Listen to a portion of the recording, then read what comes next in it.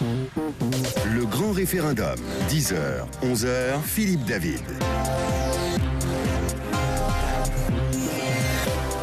Et ce matin, dans le grand référendum, nous parlons de la procréation médicalement assistée. La PMA est-elle un droit ? C'est la question de ce grand référendum, jusqu'à 11h en direct sur Sud Radio.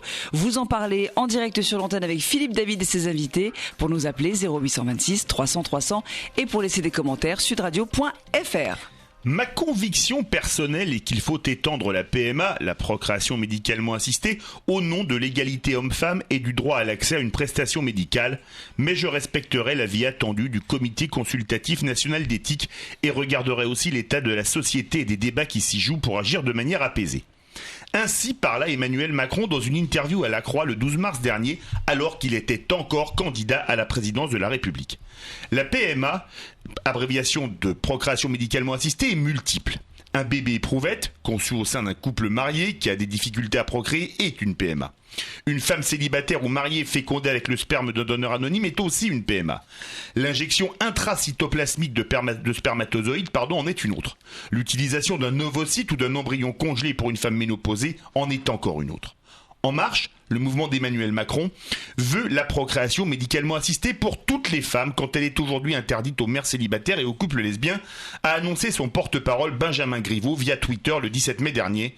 La PMA pour tous est d'ailleurs une revendication de la marche des fiertés, la Gay Pride, qui se tiendra demain à Paris.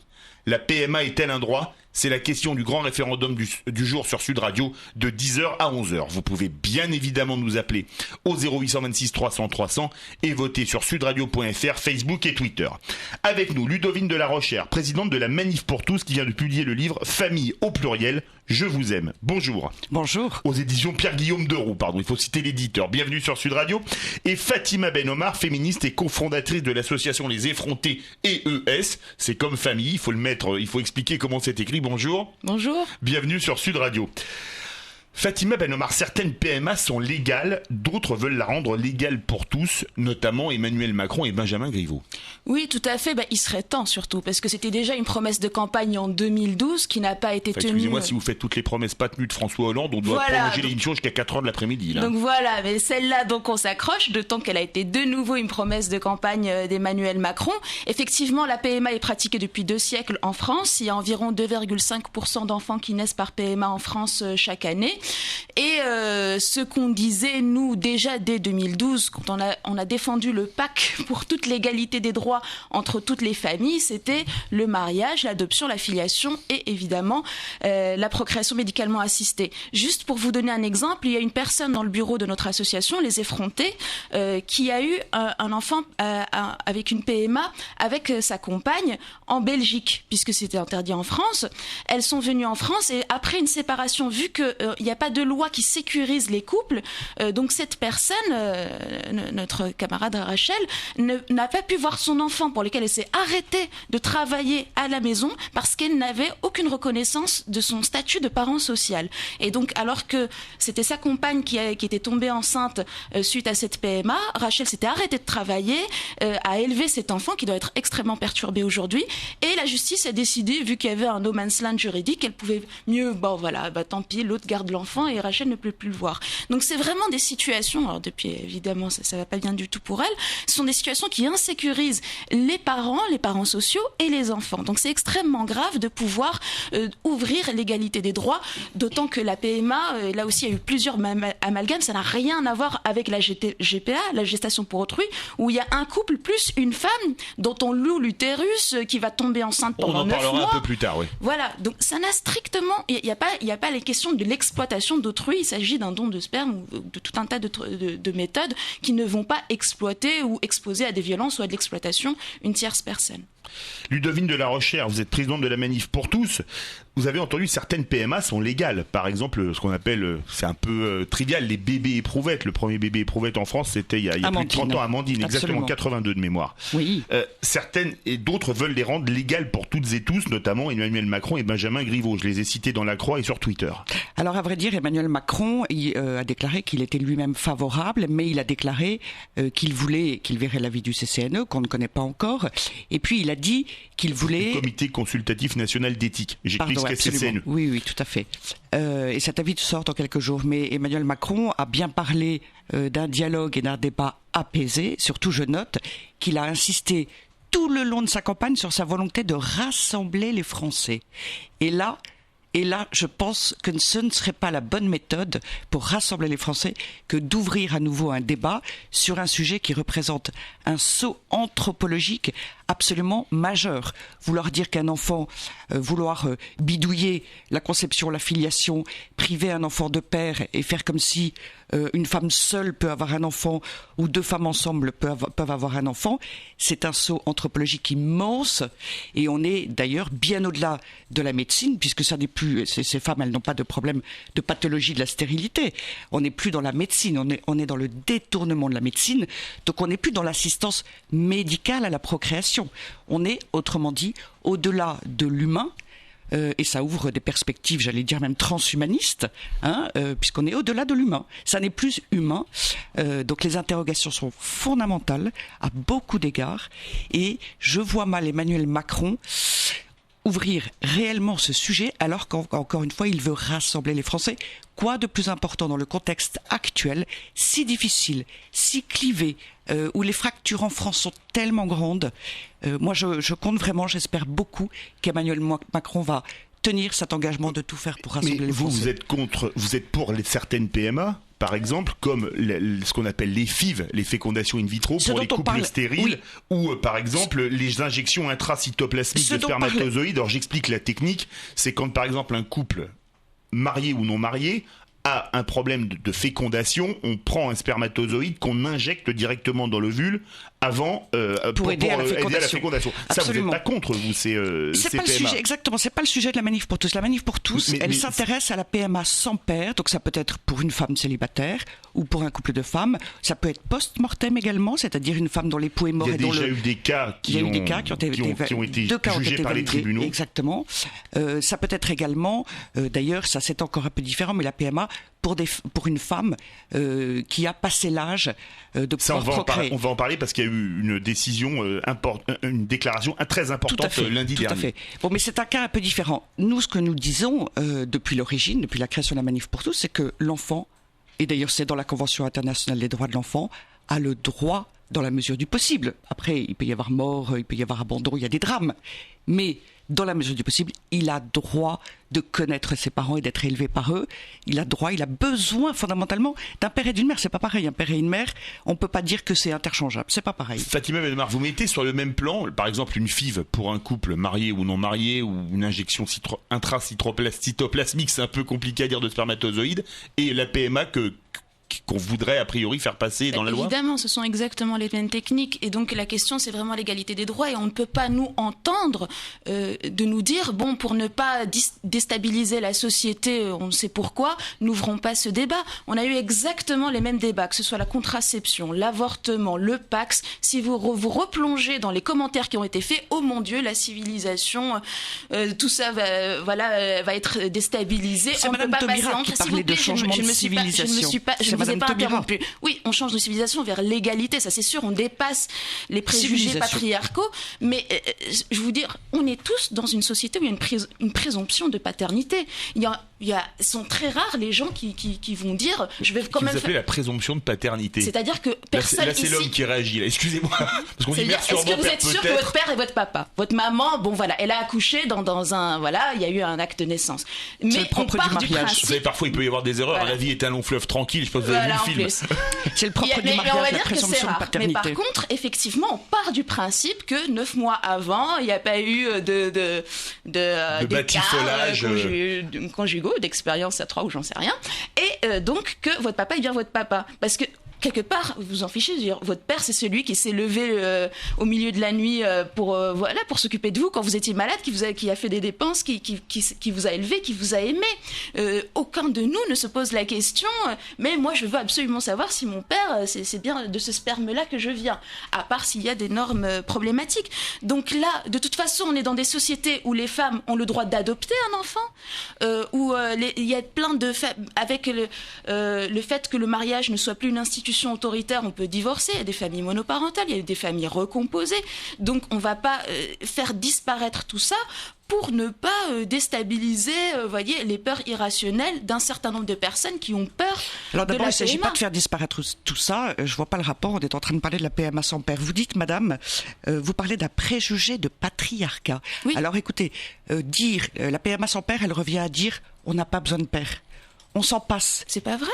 Ça revient ça, madame. Vous dites on peut avoir un Mais il y a enfant plein de femmes qui seul. tombent enceintes. C'est pas interdit de tomber enceinte en France. Non, On n'est mais pas obligé de se marier ou quoi si on tombe enceinte. Donc il est bien. Tomber enceinte. Ouais. Là, c'est l'organisation délibérée, volontaire Oui, c'est un projet. d'un enfant qui n'aurait pas de père et qui ne connaîtrait même pas sa filiation dans le cadre de la PMA.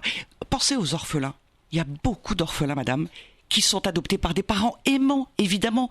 C'est pas le souci. Je pense que vous reconnaissez que les parents adoptifs aiment leurs enfants.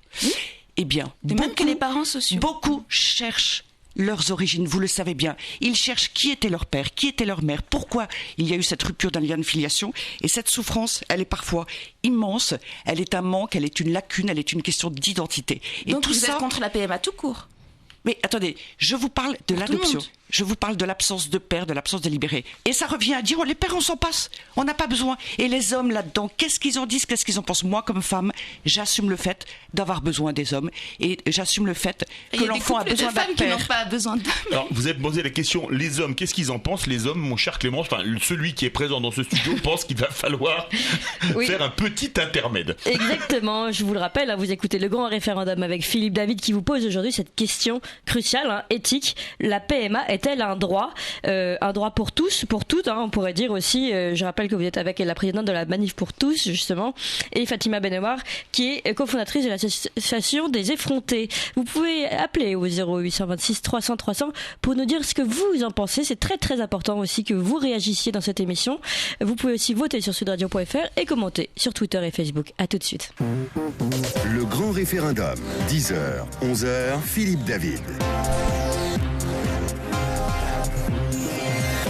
Le grand référendum en direct sur Sud Radio, c'est jusqu'à 11h. On parle de la procréation médicalement assistée. La PMA, en d'autres termes, est-elle un droit pour vous? C'est la question que l'on vous pose. Vous répondez jusqu'à 11h au 0826 300 300 et sudradio.fr si vous voulez laisser des commentaires qui seront lus par Clémence.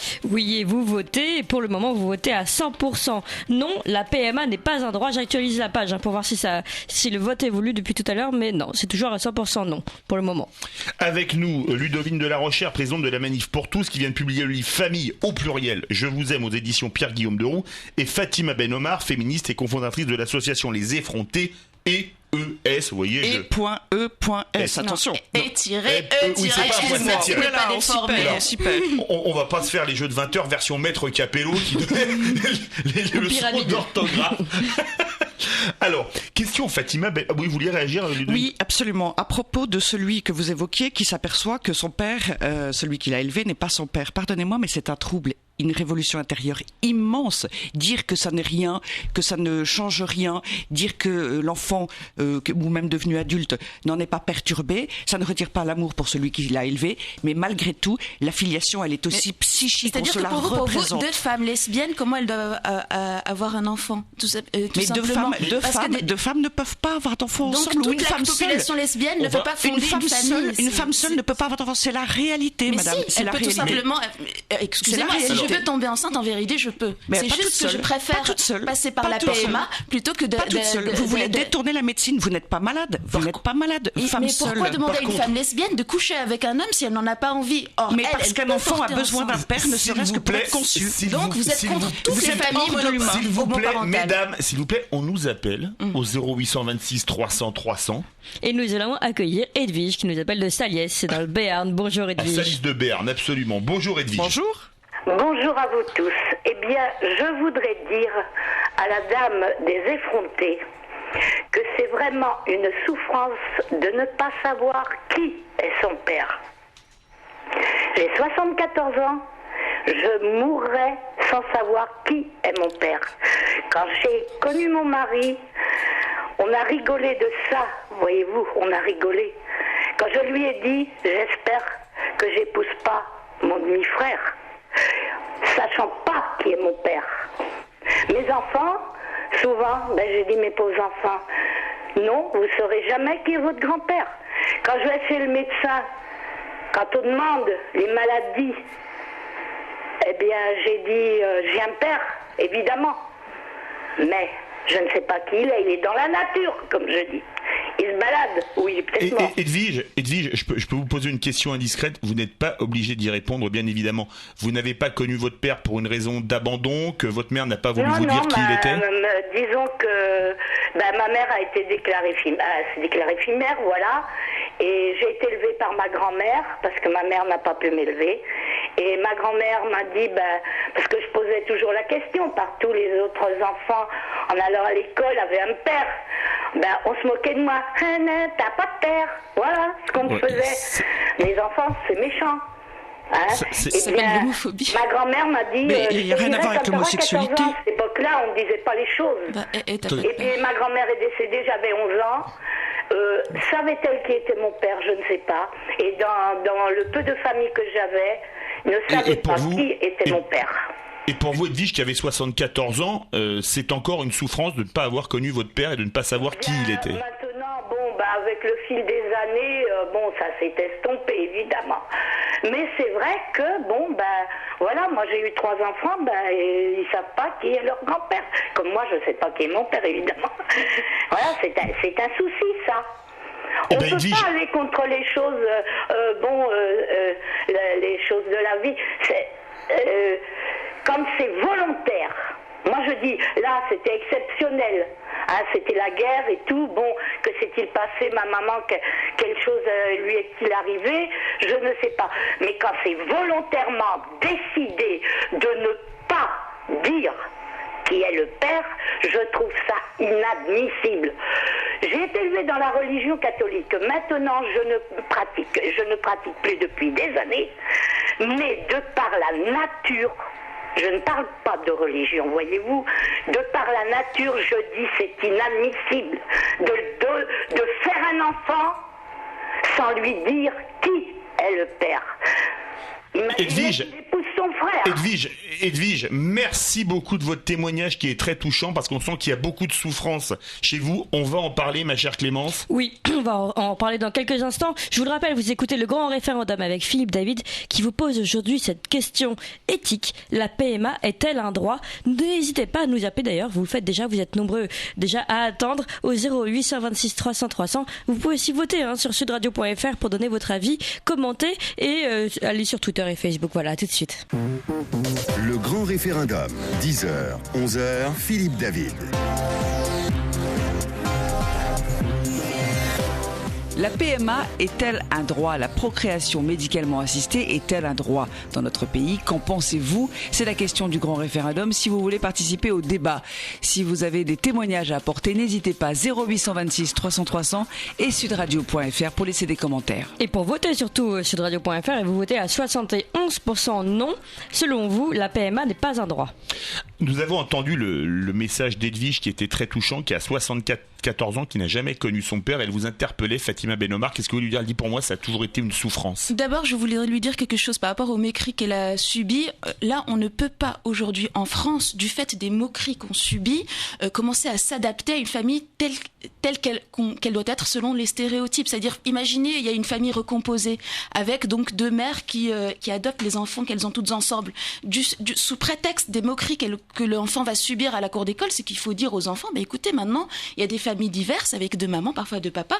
Il ne faut pas se moquer, d'autant que les familles homoparentales peuvent être aussi du fait d'un veuvage, d'un divorce, d'une séparation. Donc c'est la nature de ces moqueries qu'il faut interroger plutôt que de dire il faut que tout le monde soit hétérosexuel et un couple, une papa, une maman, sinon on va subir la stigmatisation. C'est la stigmatisation qu'il faut combattre.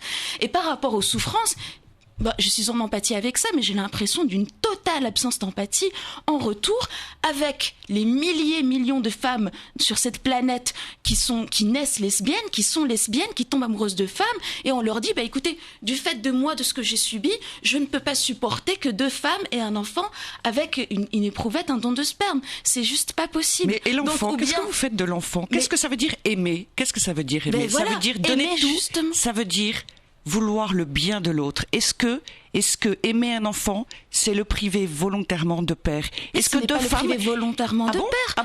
Mais alors vous êtes contre toute la PMA, même pour les couples infertiles. Attendez, vous mélangez tout. Les couples infertiles, d'où vous vient mélangez l'enfant? tout. Le couple infertile, il est infertile, il a un problème médical, il a une pourquoi vous lui dites pathologie. c'est comme ça, puisque vous êtes infertile, n'ayez pas d'enfant? Mais pas du tout, mais vous mélangez tout, pardonnez-moi. On parle d'une femme célibataire. Une femme célibataire qui demande de pouvoir accéder à la PMA. Elle va utiliser un homme aux fins d'avoir un enfant. C'est exactement ce que fait un couple hétérosexuel en situation d'infertilité. Le couple hétérosexuel, c'est un couple homme-femme qui souffre d'une pathologie. Il y a et donc un homme et une l'enfant femme. ne connaîtra pas le père, on est d'accord? Mais le vrai attendez, père. ça dépend des cas, madame. Il y a des cas dans lesquels il n'y a pas de don. C'est pour ça que j'ai rappelé. Donc, il n'y a pas de don d'un tiers anonyme. Notamment, les fécondations in vitro, ce sont des PMA. Oui, c'est-à-dire que là, il y a les gamètes sexuels de monsieur et madame, et simplement on fait en éprouvette, c'est plus facile. L'homme et la femme sont le père et la mère. Vous avez des PMA avec donneur anonyme, et d'ailleurs, on parle notamment beaucoup... quand le père est stérile, souffre d'azoospermie par exemple, et là, on prend un donneur anonyme. Alors, il faut rappeler qu'en France,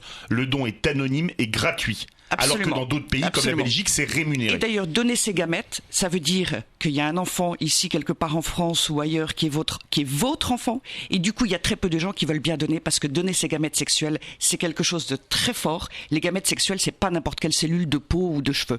Alors, je reviens à cette femme seule qui veut un enfant. Eh bien, volontairement, délibérément, elle prive cet enfant de père. Est-ce qu'une femme peut remplacer, ou deux femmes, peu importe, peuvent remplacer un père? Est-ce qu'elle est un père? Mais toutes les enquêtes de familles homoparentales montrent qu'il n'y a pas plus de troubles dans les familles avec deux mamans ou deux papas. Attendez, les enquêtes, non, excusez-moi. Mais la question est d'ordre à la marche des anthropologique. fiertés, demander aux enfants s'ils sont en souffrance du fait qu'ils ont deux parents d'un même sexe. Tout le monde sait que c'est... Par contre, il y a aussi beaucoup d'enfants dont les parents sont... Madame, on vient d'entendre un témoignage, ces enquêtes sont des... D'ailleurs, il n'y en a pas. En fait, c'est pas compliqué, il n'y en a pas. Il y en a vaguement aux États-Unis qui sont des pseudo-enquêtes faites sur quelques personnes. Donc la souffrance... On vient d'entendre cette dame, tout simplement. On va retourner au 0826. Vous êtes dans le déni. S'il vous plaît, mesdames, on va retourner au 0826 300 300, ma chère Clémence, parce qu'on nous appelle beaucoup vu le sujet. Et on accueille Bernard qui nous appelle de Lagny-sur-Marne. Bonjour Bernard. Bonjour Bernard. Oui, bonjour, vous m'entendez? Très bien. Alors, nous vous écoutons. Juste un petit préambule. Moi, je suis papa, j'ai eu des enfants normalement. J'ai aussi adopté un de mes enfants aujourd'hui parce qu'il avait perdu son papa qui était très très jeune. Le manque a toujours été là. Et juste pour rebondir sur la dernière chose qui me fait bondir, mais arrêtons de jouer aux apprentis sorciers avec nos enfants. Il n'y a aucune étude qui démontre effectivement que nos enfants n'ont pas besoin d'un père et d'une mère. Arrêtons avec ceci. Arrêtez de nous considérer, on va dire, comme des galeries Lafayette. On n'est pas là simplement pour donner, on va dire, du sperme dans une banque. Le retrait en liquide se faire à un distributeur. Pas dans ce genre de choses. Je suis révulsé. Mon fils aujourd'hui a besoin, on va dire, de savoir d'où il vient pour savoir où il va. Parce que c'est la base, on va dire de l'être. Et vous pouvez nous mettre toutes les études devant, vous êtes en train de jouer aux apprentis sorciers. Donc vous dites que tous les enfants de famille homoparentale sont des dépressifs Et pas du tout, c'est pas ce que dit monsieur. Laissez passer Bernard, c'est parler Bernard. Non mais je vous pose une question Bernard, si vous permettez. Oui. Vous dites que vous avez eu des enfants, très bien, vous avez adopté un enfant dont le père était mort jeune. Est-ce que vous avez considéré cet enfant Est-ce que vous avez considéré cet enfant comme votre fils? Est-ce qu'il vous considère comme son père? Il me considère comme son père, je le considère comme mon fils, je l'ai adopté. Je sais pas ça que je suis garé ici. On vous entend plus là. Bernard? Oui, là on vous entend, c'est bon. Et je l'ai adopté je l'ai adopté civilement, je le considère en tant que mon fils, et il me considère en tant que père, c'est important. Mais par contre, il a besoin effectivement pour évoluer de connaître, on va dire aussi ses origines. On lui a jamais caché, on lui a toujours permis, on va dire, de se retrouver, mais il a toujours eu besoin, on va dire quand même, de savoir d'où il venait pour savoir d'où il va. Parce que derrière, il y a le manque de confiance en soi qui est important. Et ça, merci. Vous savez, on peut être le meilleur des pères, on s'aperçoit que quelque part, il y a toujours un manque, on va dire, de ne pas avoir ce tuteur dans la vie.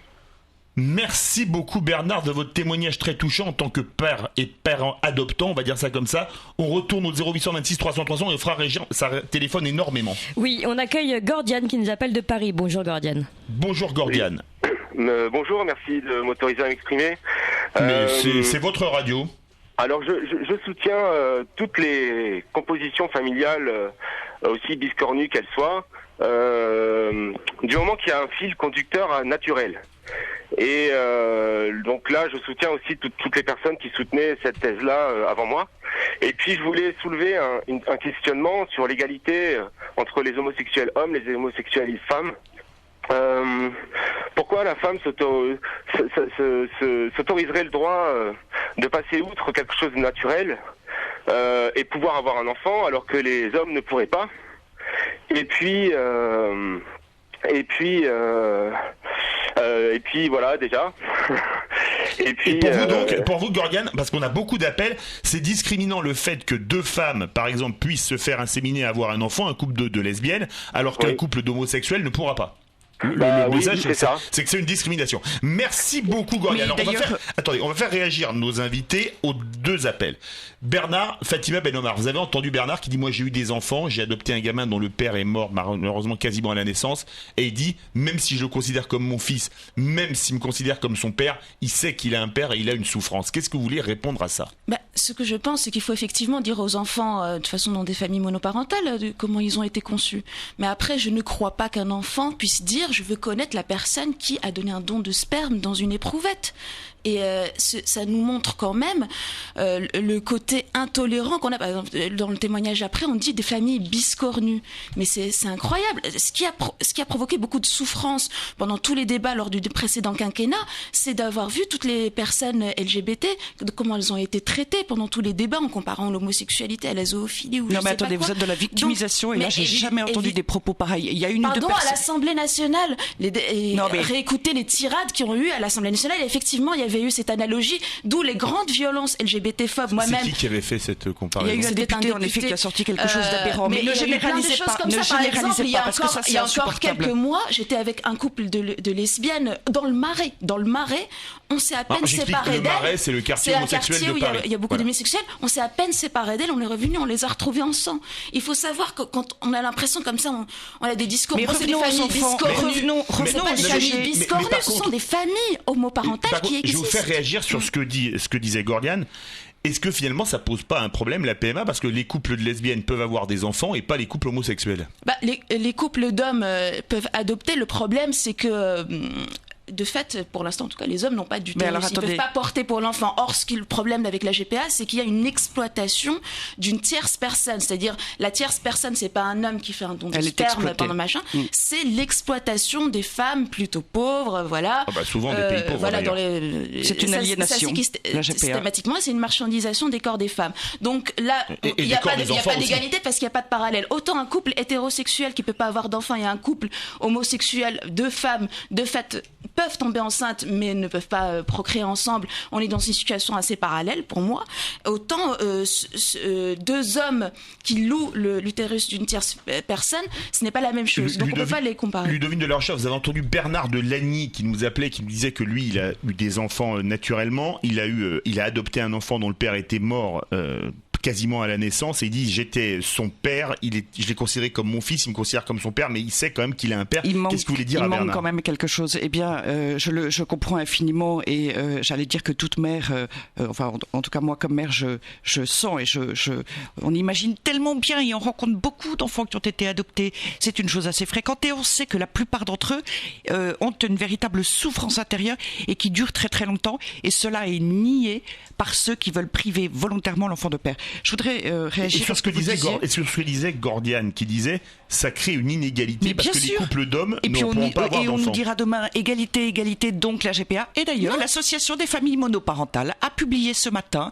un grand article sur la PMA et la GPA. Ils militent pour la GPA. C'est très facile de leur montrer que ce ne sont pas les mêmes problématiques. Non, c'est pas Vous ne pouvez pas dire qu'une femme qui tombe enceinte pendant 9 mois, qui accouche pour quelqu'un d'autre, c'est la même chose que d'avoir recours à une éprouvette. Sur les questions des débats de société, quand vous avez des gens qui en face sont, pardonnez-moi, dans une victimisation stupéfiante, dans le pathos, pathos qui empêche tout véritable débat. La situation de Rachel, c'est de la victimisation de ne pas avoir pu son enfant depuis 5 ans. Et là, vous nous faites des grands discours sur votre humanisme. Vous êtes dans le pathos. Là, vous dites que vous êtes dans l'identification, et là, et pour les autres, vous dites que vous êtes dans le pathos. Vous fichez des enfants. Ce sont toujours les mêmes. Vous fichez des femmes qui ne peuvent pas avoir d'enfants alors qu'elles sont lesbiennes. Je défends le plus vulnérable, le plus fragile, celui qui dépend entièrement de nos décisions adultes. Eh bien, les enfants des familles monoparentales ne se portent pas pire que les autres, ce n'est pas vrai. Vous êtes dans le déni. On a entendu les témoignages, madame. Est-ce que vous avez déjà rencontré est-ce qu'on a entendu le témoignage d'un enfant qui a été adopté, élevé par 2 femmes ou 2 hommes? Est-ce qu'on a entendu des témoignages dire je suis perturbée du fait de... Attendez, je vous parle moi même pas de savoir qui les a adoptés. Je vous dis, dans l'adoption, dans un très grand nombre de cas, et c'est de notoriété publique si on veut bien y réfléchir, on sait que les enfants adoptés par des parents aimants, à l'évidence, je pense que vous ne le nierez pas, on vient de l'entendre, ont cette souffrance intérieure très très grande. Et quand on a PMA, c'est la GPA derrière, et vous savez, vous vivrez toutes les associations féministes sont contre la GPA, vous le savez très bien, on n'arrête pas de mais ça dénoncer. n'empêche pas toutes les associations de familles monoparentales, je viens de la citer. C'est pas vrai, pas toutes les associations de familles monoparentales. Par exemple, la Clé, qui est une association LGBT, vient se positionne contre la GPA. S'il y avait la PMA sans père, il y aurait bien sûr demain la gestation pour autrui. Non, ce ne sont pas du tout les mêmes lois, et ça ne relève pas de la même législation, vous le savez très bien. Peu importe, c'est pas le sujet. C'est pas du tout la même chose. S'il y a là l'égalité, quand ça n'est plus que le seul critère. Toutes les associations qui sont pour la PMA sont pour la GPA. Je voudrais revenir à l'écologie. Pardonnez-moi, on parle de l'écologie, la COP21, l'environnement, et on a bien raison. Mais nous, on est dans le bidouillage, dans l'artifice, dans le trafic, dans la technique. Donc vous êtes déjà contre la PMA, vous êtes contre l'avortement. Là aussi, c'est un bidouillage. On est dans le bidouillage de la filiation. Une femme seule ne peut pas avoir d'enfant seule. D'ailleurs, elle n'est pas malade. Je pense que vous le reconnaîtrez. C'est pas parce qu'elle a une pathologie médicale. On est en incapacité d'avoir des enfants. On n'est plus dans la médecine. Ensemble. On est dans l'anti-écologisme total, alors qu'on ne fait que parler d'écologie. On se fiche de l'écologie pour l'humain. L'écologie, c'est polluant d'avoir des enfants par PMA. C'est du bidouillage, c'est de la technique. Donc là, vous êtes contre l'avortement aussi? Mais non, mais est-ce que c'est du bidouillage? Est-ce que c'est du bidouillage? Vous sortez toujours du débat. C'est exactement la même chose. Vous sortez toujours, ça n'a rien. Ludovine de la Recherche. C'est pas du bidouillage, l'avortement? Ça n'a rien à voir. Et la contraception? C'est pas médical, la contraception? Mais qu'est-ce que vous racontez? Ça n'a rien, mais rien. Vous changez de sujet toujours parce que vous ne pouvez pas. Pourquoi vous ne répondez pas? Vous avez peur de la réponse? Est-ce que c'est la bidouillage de la contraception? Est-ce que vous voulez abolir toutes les lois qui interviennent sur le corps? Fatima Ben Omar, s'il vous plaît. Vous avez peur de la réponse? S'il vous plaît. Vous connaissez très bien vos convictions là-dessus. S'il vous plaît. Merci beaucoup. C'est terrifiant. J'ai dû demander qu'on coupe les micros parce que si je ne peux pas en placer une pour animer le débat, c'est compliqué. Merci Mélanie, c'est notre réalisatrice. Ludovine de la Recherche, il n'y a pas un problème quelque part, c'est qu'on est contre la PMA, mais il suffit d'aller en Belgique ou en Espagne pour en faire, et il y a des milliers de couples qui en font.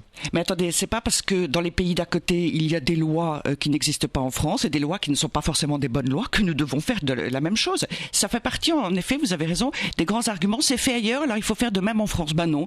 Et d'ailleurs, c'est pas parce qu'une chose se fait, c'est pas parce qu'il y a, par exemple, ça n'a rien à voir, je ne compare pas sur le fait, mais c'est pas parce qu'il y a des actes délictueux qui sont posés qu'il faut légaliser, comme ça le problème est résolu. On marche sur la tête, on raisonne à l'envers là. Mais elles vont à l'étranger, je regrette, et elles vont priver un enfant de père, et on ne pense pas à l'enfant, et on ne pense pas à l'homme, au père. On est en train de lui signifier encore une fois qu'on n'a pas besoin de lui. C'est déjà le cas. On s'en fiche. Si une femme va en soirée, qu'elle couche avec quelqu'un et après elle est enceinte, on le prive de mais père. Mais là, vous l'organisez, vous souhaitez que ce soit prévu comme ça. Vous souhaitez, mais c'est un projet d'enfant. Vous souhaitez avec votre mari, vous ne dites pas tiens, ce serait bien dans 9 mois d'avoir un enfant. On va prendre un petit verre d'eau. Un petit verre d'eau, je vous le rappelle. Même en grand, vu les températures. Philippe David vous pose la question, la PMA est-elle un droit? Donc débat éthique virulent en tout cas sur le humain, un débat humain aussi bien sûr. Humain envers certains et pas envers d'autres. Donc je vous le rappelle, c'est Grand Référendum avec Philippe David. Vous pouvez voter sur sudradio.fr, nous appeler, vous le faites déjà beaucoup, mais c'est très bien. Vous continuez au 0826 300 300 et commentez sur Twitter et Facebook. À tout de suite sur Sud Radio. Le Grand Référendum, 10h, 11h, Philippe David. Jusqu'à 11h, en direct sur Sud Radio, Philippe David et ses invités vous parlent de la PMA. Est-elle un droit? La procréation médicalement assistée est-elle un droit en France? que répondre à cette question, eh bien vous avez la parole comme d'habitude au 0826 300 300. Venez en discuter avec nous sur l'antenne et pour laisser vos commentaires lus par Clémence en direct, sudradio.fr. Oui, avec un débat qui est mouvementé en plateau. Et vous êtes 68% à voter non, la PMA n'est pas un droit. 68% à voter sur sudradio.fr. Et vous nous appelez aussi beaucoup au 0826 300 300. Et tout de suite, on accueille Mélissa qui nous appelle de Codognan, c'est dans le Gard. Bonjour Mélissa. Bonjour. Nous vous écoutons. Bien sûr, très bien. Alors, moi, en fait, je voudrais réagir. Tout d'abord, moi, je suis totalement d'accord que la PMA puisse être pour tout le monde. Sachant que, bon, moi, je suis hétérosexuelle, mais j'ai déjà eu du mal à avoir un enfant. Donc, je sais ce que c'est que d'être bouffée par l'envie d'être mère et de voir les autres être mère et de pas pouvoir être mère. Donc, ça, je trouve qu'il faut l'accorder à tout le monde, que ce soit mère ou père. Pour moi, peu importe. Et je voudrais aussi réagir sur une autre chose. Quand vous dites que, par exemple, dans une famille, s'il y a deux mères, par exemple, le manque d'un père est très important. Comme ça a été réagi. Moi, je l'ai vécu et j'ai des amis qui le vivent avec maintenant qu'elles sont mamans. Quand le père n'est pas présent, on sait qui est son père, il n'est pas présent. Ou on souffre parce que il est maladroit, il donne pas d'amour. Des fois, on se dit, mais est-ce qu'il aurait mieux fallu que je n'ai pas de père plutôt qu'un père qui me fasse du mal, qui me fasse souffrir. Moi, des fois, je me dis, peut-être, il aurait mieux fallu que j'ai deux personnes qui m'aiment, peu importe le sexe, mais qui m'aiment vraiment, au lieu de me faire souffrir, au lieu de me dire, mais j'ai un père, mais c'est quoi, il m'aime pas, il me donne pas d'affection, etc. Donc, que ce soit deux pères ou deux mères, pour moi, je trouve que c'est plus l'amour. Et c'est comme ça qu'on se construit. Voilà, c'est comme ça qu'on se construit. Si on a deux parents qui se battent entre eux parce qu'ils divorcent, parce que la séparation se passe mal, etc., et que l'enfant est au milieu, il n'y a pas d'amour. C'est vrai que oui, c'est tout à fait vrai et c'est malheureusement souvent le cas des divorces qui se passent mal. Merci beaucoup Mélissa de Codognan dans le Gard. On retourne au 0826 300 300 Clémence. Oui, et on accueille Nathalie d'Apt, c'est dans le Vaucluse. Bonjour Nathalie. Bonjour Nathalie. Bonjour. Bah écoutez, moi je voulais apporter un autre regard dans votre débat. Moi je suis lesbienne en couple et je suis contre la PMA parce que je pense qu'effectivement savoir ses origines c'est très important. Et donc, en fin de compte, moi j'ai un projet d'enfant avec ma compagne et nous avons depuis quelques années une relation avec un couple hétérosexuel qu'on connaît très bien et tout, et qui sont prêts à nous offrir des gamètes sans acte sexuel. Donc moi, la seule chose qui m'embête, c'est d'être obligée de me marier pour que ma compagne puisse adopter cet enfant. En ça, nous n'avons pas l'égalité entre hétérosexuels et homosexuels, puisque dans un couple hétérosexuel, il n'a pas besoin d'être marié pour que l'homme reconnaisse l'enfant. Donc voilà, moi je voulais apporter un autre éclairage. Je comprends très bien les points de vue de vos personnes des personnes en plateau. Moi j'ai pas un avis tranché sur la question, mais pour moi c'était une question évidemment parce que pour moi c'est très simple d'aller en Belgique ou en Espagne me faire inséminer. Ou en Espagne, oui. Mais la notion de payer pour avoir un enfant, je suis contre, et en plus de le priver de la filiation, voilà. Simplement, je pense, et là, il faudrait peut-être, si on veut d'un point de vue éthique, comme Madame de la Manif pour tous, dire oui, effectivement c'est pas bien, et c'est pas bien pour les couples stériles non plus d'avoir recours à la PMA, et là on enlève un droit. Est-ce qu'en France on a envie d'enlever des droits? Si on veut être logique, il faudrait enlever ce droit-là pour tout le monde, puisque c'est du bricolage pour tout le monde. On le fait sur les vaches, on le fait sur les animaux. L'inséminer, ça dérange personne, alors que c'est des êtres sensibles aussi, excusez-moi, mais il faut élever le débat, quoi. C'est-à-dire Nathalie, je peux vous poser une question? Oui, je vous en prie. Je vais vous poser une question, votre témoignage est très intéressant. Alors vous avez un projet d'enfant avec votre compagne, je ne sais pas qui de vous, votre compagne, portera l'enfant qui viendra du sperme, c'est vous, donc comme ça vous pourrez dire à votre enfant, vous direz, tu vois, ton père c'est, je connais pas son prénom évidemment, ton père est là, c'est lui, tu pourras le rencontrer. C'est une histoire d'amitié, c'est-à-dire que pour nous c'est un couple qui, à travers l'amitié, nous fait ce cadeau, et ces personnes-là ont déjà des enfants, savent combien avoir des enfants est magnifique, fait avancer, machin et tout. Moi, c'est une longue décision pour moi de mon côté de me dire oui, je suis lesbienne. Alors, est-ce que c'est naturel que j'ai des enfants? Comment à l'école il va être considéré? Tout ça, c'est des questions qui m'ont pris des années. C'est pas un coup de tête. c'est non réflexion de savoir, voilà, on le sait très bien, et que avoir un enfant de toute façon est égoïste. Et ça, les gens ne veulent pas. Quand on se l'est dit. À partir de ce moment-là, on veut ou pas. Qu'est-ce qu'on a à lui offrir? Voilà, c'est tout. Et maintenant, d'un point de vue éthique, voilà. Ouais, mais merci beaucoup, Nathalie. Vous apporter cet éclairage. Mais votre témoignage était passionnant. Je vous remercie beaucoup et merci de votre fidélité à Sud Radio. Fatima Ben Omar, je vous fais réagir sur ce qu'a dit Mélissa et ce qu'a dit Nathalie. Mélissa, elle dit bon, le mieux c'est d'avoir quand même deux personnes qui s'aiment parce que parfois des divorces se passent mal entre des couples hétéros et ça malheureusement c'est une stricte réalité. Qu'est-ce que vous voulez lui répondre et surtout qu'est-ce que vous voulez dire à Nathalie qui dit moi je suis lesbienne mais je me verrai pas me faire inséminer parce que mon gamin il a le droit ou elle a le droit de connaître qui est son père. Bon, pour le premier témoignage, effectivement, il y a tellement une diversité des situations de violence, de famille, de la manière dont on pense la famille, qu'effectivement, moi, je pense que l'important, ce sont les parents qu'on a vus depuis sa naissance, s'occuper de soi, nous donner de l'amour, nous donner de l'éducation, faire les dépenses qu'il faut, s'occuper de sa santé, etc.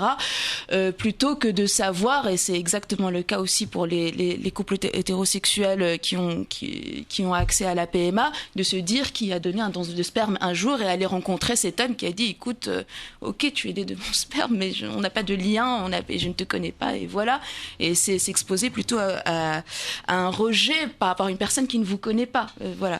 Et par rapport au second témoignage, c'est intéressant, mais c'est une situation un peu idéale, c'est-à-dire qu'on ne peut pas demander à toutes les lesbiennes en France de se retrouver avec cette chance, entre guillemets, d'avoir des liens tellement forts avec un autre couple qui veut bien. Mais Nathalie dit, moi, ça me poserait un problème moral vis-à-vis de mon enfant qu'ils ne connaissent pas son père.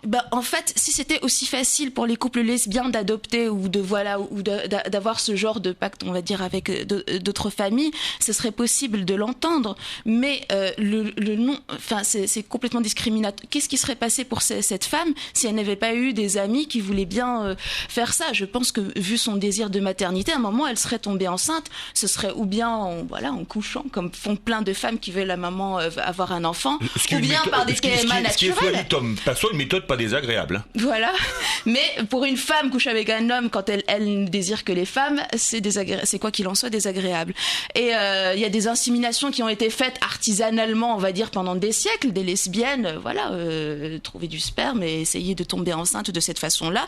Et trouver il y a du sperme, c'est beau ce que vous dites, l'homme est un distributeur de sperme. Mais écoutez, il y a plein de femmes qui tombent enceintes, mais bien sûr. Non, mais ok, on a entendu. Mais on va faire réagir parce qu'on va retourner au 0826 300 300. Donc mieux vaut que ce soit fait à l'hôpital et dans des de la recherche. Vous avez entendu Mélissa qui nous disait parfois il y a des couples pour les hommes et pour les femmes. Il y a des couples où elle dit elle est pour tous dit parce qu'elle dit il y a des couples hétérosexuels qui marchent pas. C'est vrai. Et Nathalie qui dit moi je suis lesbienne mais je voudrais absolument que mon enfant connaisse son père. Elle se pose de grandes et très importantes questions, mais Mélissa, elle disait il faut tout pour tout le monde parce que le désir d'enfant est très fort, et ça c'est vrai que le désir d'enfant est infiniment fort, on comprend bien, et elle disait pour les hommes et pour les femmes, donc elle est pour la PMA et la GPA. Madame, vous emmenez directement la société française vers la gestation pour autrui. Pourquoi vous lui avez pas tout de suite dit c'est pas la même problématique? Parce que je n'ai pas coupé la parole. Je vais vous poser une question à toutes les deux parce qu'il y a quelque chose qui a été fait cette semaine dont on n'a pas beaucoup parlé, c'est le le CCNE, le Comité consultatif national d'éthique sur l'accès à l'aide médicale à la procréation médicale, qui a dit que le principe d'autonomie des femmes devrait être respecté sans paternalisme médical ni jugement moral pour pallier les conséquences de l'infertilité liée à l'âge. Alors, il propose que les femmes puissent congeler leurs ovocytes pour avoir des enfants plus tard dans la vie quand elles veulent. Certaines grosses multinationales américaines ont payé les congélations d'ovules de leurs salariés en leur disant n'ayez pas un enfant maintenant, attendez d'avoir fait votre carrière, etc. Est-ce que ça pose quand même pas un vrai problème d'éthique? En tout cas, là, de la manière dont c'est utilisé, très clairement, même en Italie, par exemple, il y a des clauses dans des contrats pour demander aux femmes de ne pas tomber enceintes tant que le CDD n'est pas terminé. Donc, tout ce qui sont les injonctions faites aux femmes pour être complètement, on va dire, exploitées au travail et ne pas tomber enceinte à ce moment-là, non. Donc, il faut au contraire renforcer les droits des femmes qui tombent enceintes, du congé maternité, etc., pour qu'il n'y ait pas, pour qu'elles aient parfaitement le droit d'être enceintes pendant qu'elles travaillent. Par contre, là pour vous, ça pose problème qu'on demande que les femmes puissent congeler leurs ovocytes pour avoir des enfants. C'est une injonction, ça veut dire si elles n'en ont pas. Par contre, non mais là, il y a certaines entreprises qui le demandent, mais là, ils disent que volontairement, on doit pouvoir le faire si par exemple une femme veut avoir un enfant après avoir été ménopausée. Alors c'est ce que j'appelais tout à l'heure le bidouillage total, c'est-à-dire qu'on se prend pour des apprentis sorciers. Les médecins se voient littéralement comme, se voient dans ce contexte-là, se verraient comme créateurs de tout, au-delà des conditions humaines, au-delà de l'humain. On est dans le transhumanisme, on est dans l'anti-écologisme pur et dur. Moi, je pense que nous le paierons, les enfants, pour la société, pour l'humain, ce sera extrêmement néfaste. Et j'ajoute que, une fois de plus, l'enfant s'en fiche. Alors, il va avoir une mère qui aura 60 ans à sa naissance, qui aura 50 ans, parce que la carrière professionnelle. Vous dites que les pères c'est important. Il y a plein de pères maintenant qui sont pères à 70 ans. La carrière professionnelle, c'est jusqu'à 60 ans, 65 ans. Donc c'est formidable. Merci beaucoup Ludovine de la Rochère, présidente de la Manif pour tous, qui vient de publier Famille au pluriel, je vous aime chez Pierre-Guillaume Deroux. Merci beaucoup Fanny Melomar, féministe et confrontatiste des effrontés EES. Verdict, ma chère Clémence. Vous êtes 70% à voter non, la PMA n'est pas un droit. Merci à vous Philippe David. On vous retrouve avec André Berkoff. À tout de suite.